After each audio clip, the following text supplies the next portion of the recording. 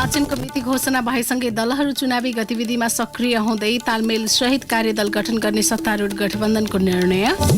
परराष्ट्र मन्त्री खड्का आगामी मंगलबार 3 दिनका लागि चीन भ्रमणमा जाँदै ताइवानको मामिलालाई जोडेर भ्रमणबारे टीका टिप्पणी गर्न आवश्यक नभएको विज्ञहरूको भनाई। नेपालमा पछिल्लो पटक थप 912 जनामा कोरोना संक्रमण पुष्टि, सक्रिय संक्रमितको संख्या 5700 भन्दा बढी। अमेरिकी सभामुख पेलोसीलाई आफ्नो देशको भ्रमणमा प्रतिबन्ध लगाउने चीनको घोषणा र इङ्ग्लिस प्रिमियर लिगको नयाँ सिजन आज सुरु हुँदै पहिलो म्याचमा आर्सेनल र क्रिस्टल प्यालेस बीच प्रतिस्पर्धा हुने। नमस्कार, कान्तिपुर डायरीका साथमा साथी सन्तोष र महेन्द्र लक्ष्मी। समाचार अब विस्तारमा। सुरुमा कान्तिपुर सविस्तारको पालो। कान्तिपुर सविस्तार। सरकारले आवधिक निर्वाचनको मिति घोषणा गरेसँगै राजनीतिक दलहरूले चुनावको तयारी सुरु गरिसकेका छन्। सत्ता गठबन्धनमा रहेका दलहरूले तालमेलको निर्णय गर्दै औपचारिक तयारी सुरु गरिसकेका छन्। त्यस्तै प्रमुख प्रतिपक्षी दल एमाले निर्वाचनको तयारी जोडतोडका साथ अघि बढाएको छ। सत्ता गठबन्धनले चुनावी तालमेलका विषयमा कार्यदल गठन गरेसँगै मिलेर जानेमा गठबन्धन दलहरू ढुक्क छन् भने विपक्षी दल एमाले भने एक्लै बहुमत ल्याउन सकिने सोचका साथ चुनावी मैदानमा उत्रिँदैछ। मंगिरमा चुनाव हुने भएपछि दलहरूले गरिरहेको अनौपचारिक तयारीलाई औपचारिक रूप दिएका छन्। स्थानीय चुनावको परिणामबाट हौसिएका गठबन्धन दलहरू आगामी निर्वाचनमा पनि आशातीत नतिजा आउनेमा ढुक्क छन्। गठबन्धन गरेर जाने निर्णयसँगै विचार मिल्ने अन्य दलसँग समेत मिलेर जान सकिने उनीहरूको बुझाइ छ। जनता समाजवादी पार्टीका नेता मनिष कुमार सुमन सत्ता गठबन्धन भित्र मिलेर जाने सहमति भए पनि मधेस केन्द्रित दलहरूसँग पनि मिलेर जान सक्ने संकेत गर्छन्। उनी भन्छन्, निर्वाचनमा लड्न नचाहने र काठमाडौँमा बस्ने साथीहरू मध्येका 11 जना साथी चुनेर हामीले निर्वाचनको प्रचार सामग्री, निर्वाचनका सभाका तालिकाहरू, निर्वाचन सम्बन्धी अन्य कार्यक्रमहरू, सभागोष्ठीहरू सबैलाई मेलमिलान गर्नको लागि निर्वाचन तयारी समिति केन्द्रीय कार्यालयमा स्थापना गरेका छौँ। आगामी निर्वाचन प्रदेश सभा र प्रतिनिधि सभाको निर्वाचन गठबन्धनकै आधारमा चुनाव लड्ने भनेर पार्टीको निर्णय पनि छ। त्यो बाहेक पनि मुद्दा, सिद्धान्त, उद्देश्य मिल्नेसँग पनि अन्य मधेसवादी दलहरूसँग पनि गठबन्धन गर्नको लागि जनता समाजवादी पार्टीले बाटो खोलेको छ। 2074 सालमा एमालेको साथ लिएर चुनाव लडेको त्यति बेलाको माओवादी अहिले गठबन्धनमा राम्रै हिस्सा लिएर प्रतिस्पर्धा गर्ने सोचमा छ। निर्वाचनका लागि माओवादी केन्द्रले आन्तरिक तयारी भइसकेको जनाएको छ। पार्टीका नेता अमरलाल मोदी चुनावका लागि तयारी भइसकेको बताउँछन्। जहिले पनि हामी चुनावसँग प्रतिस्पर्धा गर्दाखेरि त्यसको तयारीमा आन्तरिक रूपमा चाहिँ संगठन व्यवस्थित गर्ने, विस्तार गर्ने, विपक्षका या नेपाली कांग्रेस या फरक पार्टीले जो जनतालाई भ्रामक कुराहरू बढी मात्रामा चाहिँ माओवादीको बारेमा नेगेटिभ बहुत परिवर्तन प्रयास गर्दा पनि त्यो पनि संस्थागत गर्न दिने, यी जो भ्रामक कुरा छन् त्यसका पहिली चाहिँ चिर्नुपर्छ भन्ने हाम्रो मूल लाइन हो। संविधान जारी भए ता हुन लागेको दोस्रो प्रदेश सभा तथा प्रतिनिधि सभाको निर्वाचन एकै चरणमा गर्ने निर्णय सरकारले बिहिबार मात्र गरेको हो। यसअघि 2074 साल मंगिर 10 र 21 गते 2 चरणमा प्रतिनिधि र प्रदेश सभाको चुनाव सम्पन्न भएको थियो। सत्ता गठबन्धन दल राष्ट्रिय जनमोर्चा पार्टीका अध्यक्ष चित्रबहादुर केसी गठबन्धनको मर्म अनुसार मिलेर जाने बताउँछन्। स्थानीय निकायमा भएको गठबन्धन चाहिँ यो प्रदेश र राष्ट्रिय चुनाव संघको चुनावमा जानुपर्छ भन्ने भनाइ हो हाम्रो पनि। अब हिजो त्यही निर्णय भएको छ, अब चुनावमा जानुपर्छ मिलेर। चुनावको मिति घोषणा भएसँगै सत्ता गठबन्धन भित्रैका दलले यसको स्वागत पनि गरेका छन्। सत्ता साझेदार दल एकीकृत समाजवादीका नेता बेदुराम भुसाल गठबन्धनमै रहेर पार्टीले चुनाव लड्ने तयारी गरेको बताउँछन्। सरकारमा रहेका 5 दलको यो गठबन्धनलाई नै कायम राखेर हामी चुनावमा तालमेल गरेर जान्छौँ भन्ने निर्णय गरिसकेका छौँ। यो तालमेलको सन्दर्भमा गर्नुपर्ने कामहरू, सिटको तालमेलका कामहरू हुन्छन्, त्यसले काम गर्छ। अब त्यसले काम सुरु गर्छ। त्यहाँभित्र हामी आफ्नो हिसाबले सक्रिय रहन्छौँ। अर्को हाम्रो आन्तरिक हिसाबले चाहिँ चुनावसित जोडिएका चुनावमा लिएर जाने मुद्दाहरू तय गर्ने घोषणा पत्रको रूपमा तयार गर्ने काममा हामी लाग्छौँ। सरकारको नेतृत्वकर्ता दल नेपाली कांग्रेसले स्थानीय तहको चुनावमा भएको गठबन्धनबाट धेरै सिटमा जित हासिल गर्न सफल बन्यो। अहिले पनि स्थानीय तहको नतिजा जस्तै आउनेमा कांग्रेस ढुक्क छ। कांग्रेस नेता भीमसेन दास प्रधान पार्टीले गठबन्धनलाई जोगाउने हिसाबले तालमेल गर्ने बताउँछन्। उनी भन्छन्, जहाँ अब हामी जितेको छौँ त्यसमा चाहिँ सायद पार्टीले त्यो पोजिसन नछोड्ने कुरा होला, माओवादीको होस् समाजवादी केन्द्रको होस् होइन, भागबन्धनै होला, गठबन्धनकै भागबन्धनमा निर्णय गरेर जस्तो लाग्छ। अब त्यसमा संसदीय समिति बन्छ, संसदीय समिति बनेपछि मात्रै अनि टिकटको निर्णय चाहिँ दिनु भन्ने कुरा आउँछ। यसअघिको चुनावमा पहिलो दल बनेको अहिलेको प्रमुख प्रतिपक्षी दल एमाले जोडतोडका साथ चुनावका लागि होमिने तयारीमा छ। एमाले नेता शेरबहादुर तामाङ पार्टीले चुनावको तयारी सुरु गरिसकेको बताउँछन्। पार्टीका नेता कार्यकर्ता उत्साहका साथ निर्वाचनको तयारीमा जुटेको उनको भनाइ छ। जति पनि तल कार्यकर्ताहरू छन् उनीहरूमा स्थानीय तहको निर्वाचनमा जुन मत परिणाममा हामी बढी हुँदाहुँदै 1 नम्बर हुँदाहुँदै पनि केही संख्या घट्न गएको चाहिँ विशुद्ध हाम्रो मात्र जनताले मत नदिएको कारणले होइन, गठबन्धन जोडिएको कारणले चाहिँ त्यस्तो परिस्थिति बनेको हो भन्ने कुरा सब कार्यकर्ताको जानकारी र सबै कार्यकर्ताहरू चाहिँ अब यसको बदला हामी चाहिँ आगामी निर्वाचनमा लिन्छौँ भन्ने एउटा उत्साह, यो मनोविज्ञान चाहिँ क्रिएट हुँदै गएको छ एमाले भित्र। फुल रूपमा चाहिँ हाम्रो सबै गतिविधिको कारणले हेर्दाखेरि आगामी निर्वाचनमा सबै दल एकतिर हुँदा पनि हामीले चाहिँ एक्लै जित्नेको लागि चाहिँ 16% मत 34%मा 16 थप्दाखेरि मत प्रतिशत 50 नाग्छ। मत प्रतिशत 50 नाग्ने भने चाहिँ सीट प्रतिशत चाहिँ हाम्रो चाहिँ लगभग 2/3 ठाउँमा पुग्ने हो। 2074 साल मंसिर 10 र 21 गते 2 चरणमा सम्पन्न प्रतिनिधि र प्रदेशसभा निर्वाचनबाट एमाले पहिलो, कांग्रेस दोस्रो, माओवादी केन्द्र तेस्रो पार्टी बन्न सफल भएका थिए। एमाले 121, कांग्रेसले 63 र माओवादी केन्द्रले 53 सीटमा जित हासिल गरेको थियो। यस्तै तत्कालीन लोकतान्त्रिक समाजवादी पार्टी चौथो र तत्कालीन संघीय समाजवादी पार्टीले 5औं स्थान हात पारेको थियो। 5 वर्षको अवधिमा कांग्रेस बाहेकका सबै जसो दल विभाजित भएकाले आगामी निर्वाचनले ल्याउने नतिजाका लागि ठूलै रस्साकसी हुने देखिन्छ। यसअघि सम्पन्न 2074 को प्रतिनिधि र प्रदेशसभा चुनावमा एमाले, माओवादी केन्द्र र तत्कालीन नयाँ शक्ति पार्टी एकता गरी वाम गठबन्धन बनेको थियो। यसपटक भने सत्ता गठबन्धनका 5 दल एकातिर छन् भने एमाले एक्लै अर्कातिर छ। आगामी निर्वाचनमा दुईवटा निर्वाचन प्रणालीबाट प्रतिनिधि सभाका 275 सदस्य र प्रदेश सभाका 550 सदस्य चयन हुनेछन्। प्रतिनिधि सभाका लागि 165 जना प्रत्यक्ष र 110 जना समानुपातिक प्रणालीबाट निर्वाचित हुन्छन् भने 7 वटा प्रदेशका लागि प्रत्यक्षतर्फ 330 जना र समानुपातिक तर्फ 220 जना निर्वाचित हुनेछन्। प्रत्यक्ष निर्वाचन प्रणालीबाट हरेक निर्वाचन क्षेत्रमा सबैभन्दा बढी मत ल्याउने 1 जना उम्मेद्वार निर्वाचित हुन्छन् भने समानुपातिक प्रणालीमा दलहरूले पाएको मतका आधारमा निर्वाचित हुने सांसदहरूको संख्या बाँडफाँड गरिनेछ। अघिल्लो निर्वाचनमा प्रतिनिधि सभामा प्रत्यक्षतर्फ 9 वटा राजनैतिक दलबाट 164 जना निर्वाचित भएका थिए। हुम्लामा भने स्वतन्त्र उम्मेद्वार निर्वाचित भएका थिए। दलहरूले पाएको सीट संख्याका आधारमा निर्वाचन आयोगमा चुनावअघि बुझाएको बन्द सूचीका आधारमा समानुपातिक सांसद निर्वाचित हुने व्यवस्था छ। तर समानुपातिक तर्फ सीट ल्याउन प्रतिनिधि सभामा 3% र प्रदेश सभामा 1.5% मत पाउनुपर्ने प्रावधान छ। रेडियो कान्तिपुरका लागि पार्वता चौधरी। कान्तिपुर सविस्तार।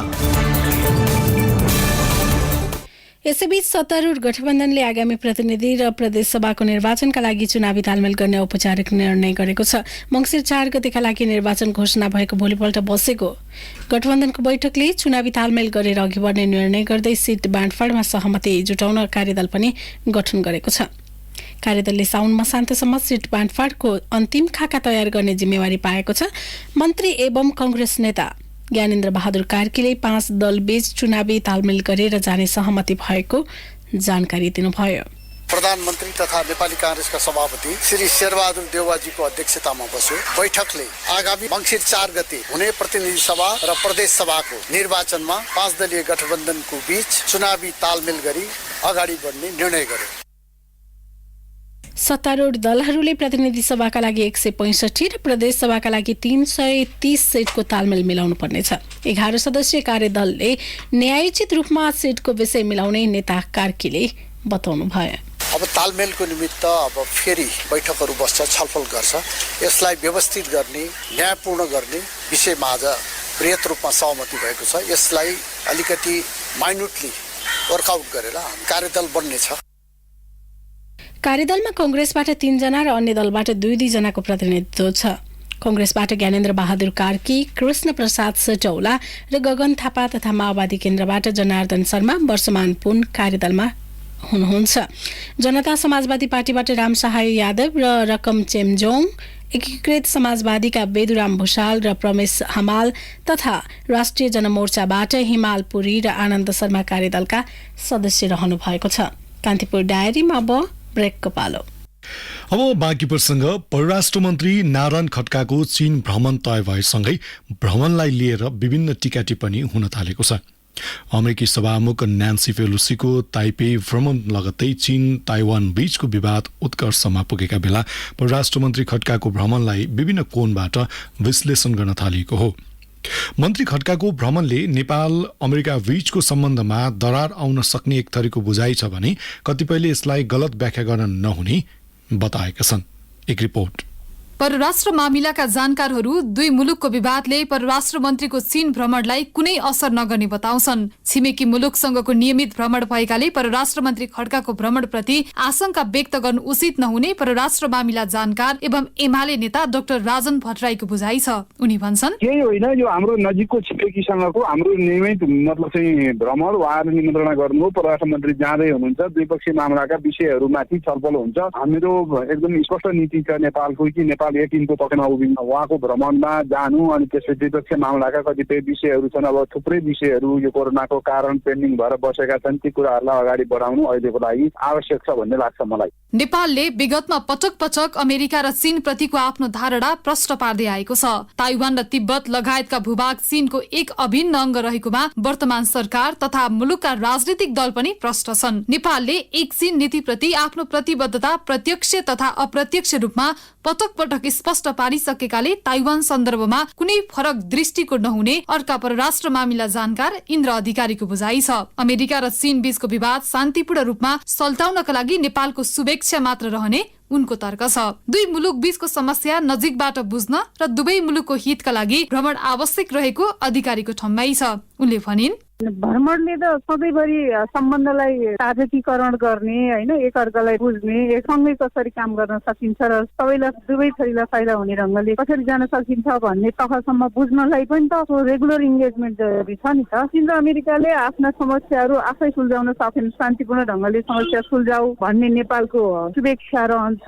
भारतले अथवा अमेरिकाले के भन्ला भनेर चीनसँग हामी चाहिँ सम्बन्ध कन्टिन्यू गर्न डराउने, चीनले के भन्ला भनेर भारत र अमेरिका डराउने भन्ने कुरा हुँदैन। हाम्रो अमेरिकासँग आफ्नै सम्बन्ध छ, चीनसँग आफ्नै सम्बन्ध हुन्छ, भारतसँग आफ्नै सम्बन्ध हुन्छ। एमसीसी नेपालको संसदबाट अनुमोदन भए पश्चात चीन र अमेरिका बीच पछिल्ला महिनाहरूमा काठमाडौँमा कूटनीतिक दबाव र भू राजनीतिको चाप बढ्दै गएको विश्लेषण भइरहेका छन्। हालै मात्र नेपालमा अमेरिकी र चीनिया प्रतिनिधि मण्डलबाट समेत उच्च स्तरीय भ्रमण भएका छन्। गत साउन 12 गते एक दिने नेपाल भ्रमणमा आएका अमेरिकी सहायक विदेश मन्त्री डोनाल्ड लूले प्रधानमन्त्री शेरबहादुर देउवा समक्ष भेट गर्दै दुई मुलुक बीच आर्थिक सहकार्यका विषयमा छलफल गरेर स्वदेश फर्किए। यस्तै गत असार 23 गते चीनिया कम्युनिस्ट पार्टीका नवनियुक्त विदेश विभाग प्रमुख लिउ जियान चाओले पनि नेपाल भ्रमण गरेर फर्किएका छन्। ताइवानको विषयलाई लिएर दुई शक्ति राष्ट्र अमेरिका र चीन बीच टकराव बढ्ने संकेतका बीच नेपालका परराष्ट्र मन्त्रीले उत्तरी छिमेकीको भ्रमण गर्न लागेका हुन्। मन्त्री खड्काको भ्रमण तालिका पूर्व निर्धारित नै भएको परराष्ट्र मन्त्रालयको प्रतिक्रिया छ। परराष्ट्र मन्त्रालयकी प्रवक्ता सेवा लम्सालले भनिन्, यो भनेको यो घटनाक्रम अहिले लेटेस्ट हो। हाम्रो यो माननीय परराष्ट्र मन्त्रीको भ्रमणको धेरै अगाडिदेखिको यसमा छलफल र तयारी रहेको अवस्था हो। त्यो निमन्त्रणा हामीले धेरै अगाडि प्राप्त भएको हो। निमन्त्रणा प्राप्त भएपछि हाम्रो तयारी बैठकहरू भएर विभिन्न भएर दुवै पक्षको अनुकूलतामा मिति तय भएको अवस्था हो। परराष्ट्र मन्त्री डाक्टर खड्का आगामी साउन 24 गते 3 दिनका लागि चीन भ्रमणमा जाने तय भएको हो। चीनिया विदेश मन्त्री वाङ यीको निमन्त्रणामा मन्त्री खड्का चीन जान लाग्नु भएको हो। दुई मन्त्रीबीच चीनको क्विङडाओमा द्विपक्षीय वार्ता हुने जनाइएको छ। रेडियो कान्तिपुरका लागि तुलसी अरियाल। यसैबीच बेइजिङले परराष्ट्र मन्त्री नारायण खड्काको चीन भ्रमणको औपचारिक पुष्टि गरेको छ। बेइजिङमा आज पत्रकार सम्मेलन गरी चिनिया परराष्ट्र मन्त्रालयकी प्रवक्ता हुआ चोनयिङले अगस्त 8 देखि 10 तारिकसम्म नेपालका परराष्ट्र मन्त्री खड्काले चीनको भ्रमण गर्न लागेको पुष्टि गर्नुभएको हो। पत्रकार सम्मेलनमा प्रवक्ता हुवाले नेपाल र चीन असल छिमेकी र साझेदार भएको बताउँदै नेपाली परराष्ट्र मन्त्री खड्काको यो भ्रमण चिनिया स्टेट काउन्सिलर तथा विदेश मन्त्री वाङ यीको गत मार्चमा भएको नेपाल भ्रमणको आदान प्रदान भएको बताउनु भएको छ।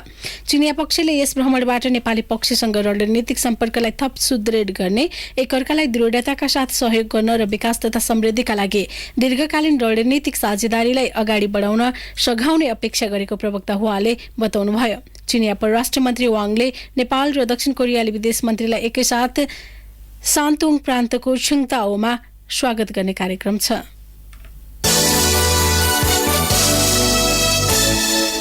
नेपालमा पछिल्लो पटक थप 912 कोरोनाका नयाँ संक्रमित थपिएका छन्। स्वास्थ्य तथा जनसङ्ख्या मन्त्रालयका अनुसार 6491 नमुना परीक्षणमा सो संख्यामा संक्रमित थपिएका हुन्। यो सँगै देशभर कोरोनाका सक्रिय संक्रमितको संख्या 5760 पुगेको मन्त्रालयले जनाएको छ। थप एक संक्रमितले आज ज्यान गुमाएका छन् भने 370 जना निको भएका छन्। नेपालमा हालसम्म संक्रमणका कारण 11,970 जनाले ज्यान गुमाइसकेका छन्। मन्त्रालयले संक्रमणका कारण अस्पतालमा भर्ना हुने मध्ये बागमती प्रदेशमा सबैभन्दा धेरै रहेको जनाएको छ। प्रदेशका विभिन्न अस्पतालमा गरी 34 जना आइसियुमा उपचाररत छन्। अहिले देशैभरि करिब 42 जना आइसियु र 2 जना भेन्टिलेटरमा उपचाररत छन्। एमाले अध्यक्ष केपी शर्मा ओलीले सत्तारूढ दलले सर्वोच्च अदालतका प्रधान न्यायाधीश चोलेन्द्र शमशेर जबरामाथि महाअभियोग लाएर 6 महिनासम्म प्रक्रिया अघि नबढाएको भन्दै आपत्ति जनाउनु भएको छ। आफ्नो पक्षमा निर्णय नहुने भएपछि सत्तारूढ दलले महाअभियोग अघि नबढाएको ओलीको आरोप छ।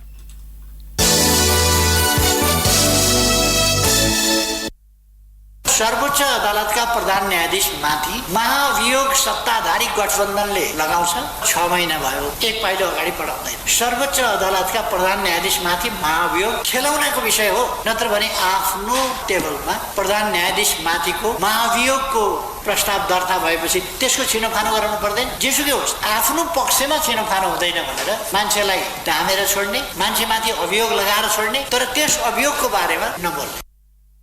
त्यस्तै एमाले अध्यक्ष ओलीले महान्यायाधिवक्ताले शक्ति र पदको दुरुपयोग गरिरहेको टिप्पणी समेत गर्नुभएको छ। महान्यायाधिवक्ताले प्रहरी प्रशासनलाई दुरुपयोग गरेको उहाँको आरोप थियो। पहिले त महान्यायाधिवक्ता भन्ने मान्छेको कामै त्यही छ, अन्याय गर्न प्रशासनलाई प्रहरीलाई दबाब दिने कामै त्यही छ। र उनले अरू विभिन्न शक्ति केन्द्रहरूलाई पनि दुरुपयोग गरेका छन्। राज्यका सबै अङ्गहरू ध्वस्त भएका छन्। कति साह्रो खेलवाड छ, तपाईँ हामी विचार गरौँ। को कस्तो छोड्दियो जस्तो पनि होला। यसैबीच ओलीले आगामी निर्वाचनमा प्रतिस्पर्धा गर्ने बताइरहेको स्वतन्त्र व्यक्तिले क्षणिक मनोरञ्जन दिने काम मात्र गरेको टिप्पणी गर्नुभएको छ। स्वतन्त्र रूपमा चुनावमा उम्मेदवारी दिने घोषणा गरेको प्रतिलक्षित गर्दै उहाँले भन्नुभयो, एक ठाउँको एउटा स्वतन्त्रले एकछिन मनोरञ्जन गर्नु एउटा कुरा हो। छिटपुट अपवादको रूपमा स्वतन्त्र भयो भन्दैमा देशको समग्र योजनाबद्ध एकीकृत विकास उन्नति प्रगति हुन सक्छ। स्वतन्त्रहरूका सोच हुन्छ भने बेग्ला बेग्लै सोचका मान्छेहरू आएर एउटै तालमा कसरी जान्छ कि सरकारमा पुग्न स्वतन्त्र भनेको सरकारमा पुगेपछि एउटाको सोच कसको सोच चाहिँ कसले मान्ने, त्यो सोचकै विचार लडाइँ होला, हुने कुरै होइन त्यो।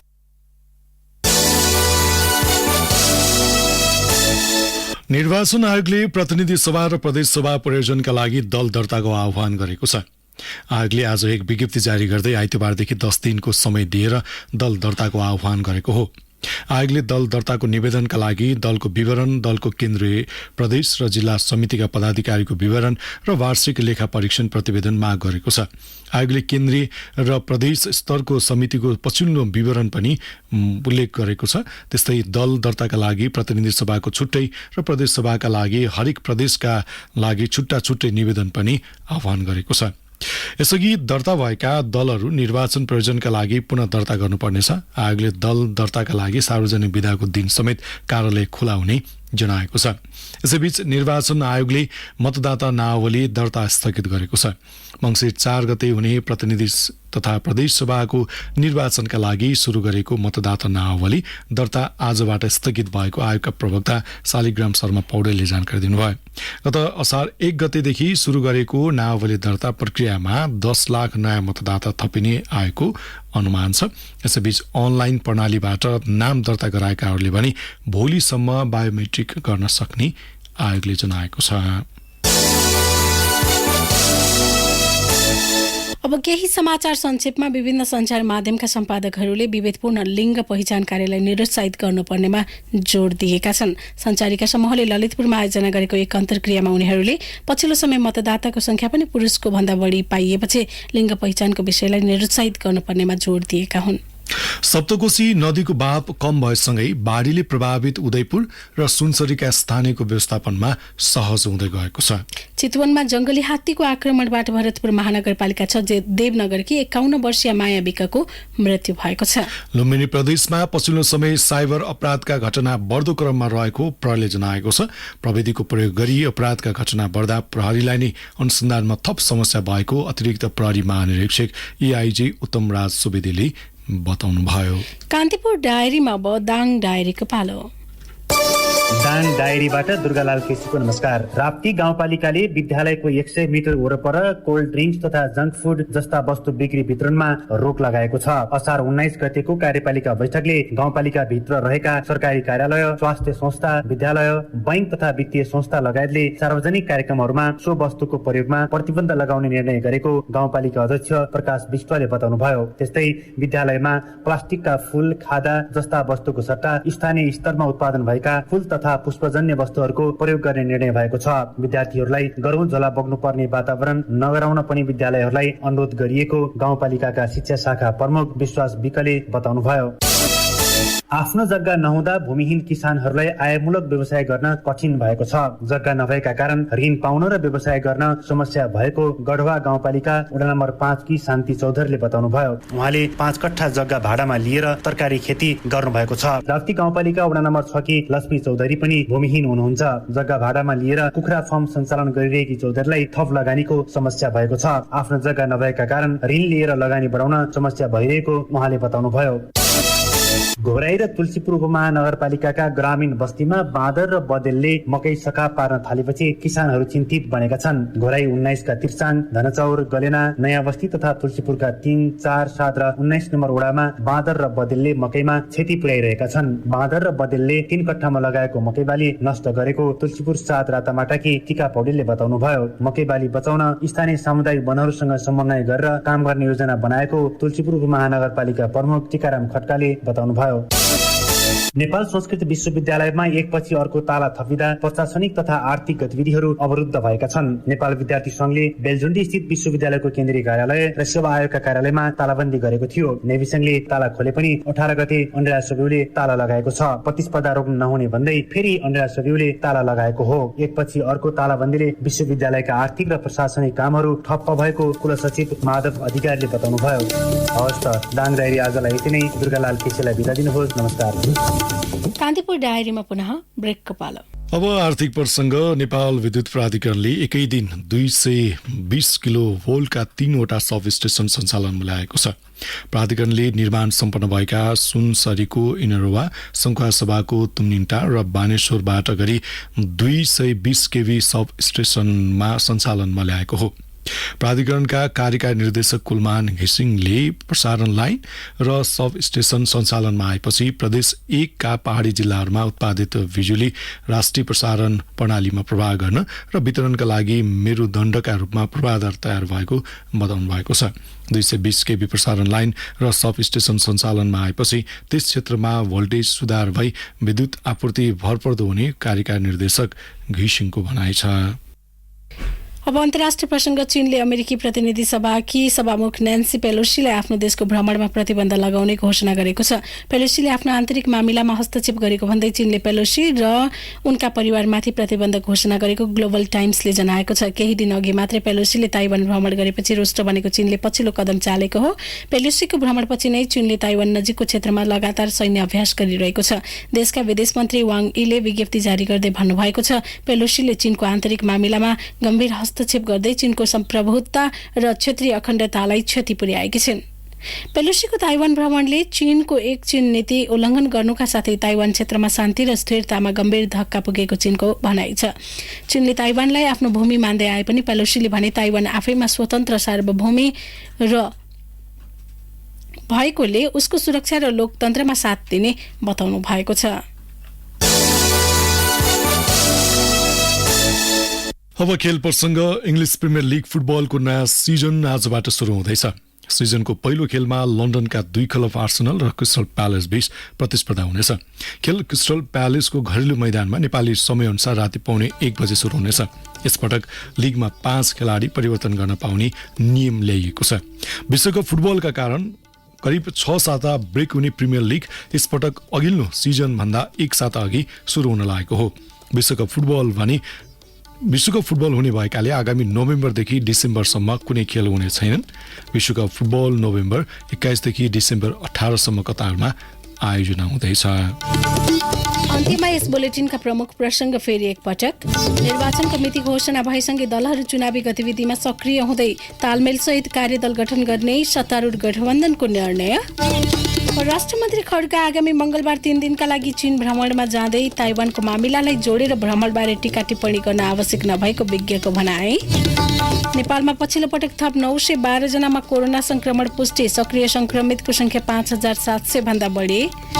अमेरिकी सभामुख पेलोसीलाई आफ्नो देश भ्रमणमा प्रतिबन्ध लगाउने चीनको घोषणा र इङ्ग्लिस प्रिमियर लिगको नयाँ सिजन आज सुरु हुँदै पहिलो म्याचमा आर्सेनल र क्रिस्टल प्यालेस बीच प्रतिस्पर्धा हुने। हवस् यिनी प्रसङ्गसँगै कान्तिपुर डायरीका आजका हाम्रा सम्पूर्ण बुलेटिन यही सकिएका छन्। भोलि बिहान नियमित बुलेटिनका साथमा उपस्थित हुनेछौँ। तबसम्मलाई सन्तोष र इन्द्रलक्ष्मी बिदा हुन्छौँ। नमस्कार, शुभरात्रि।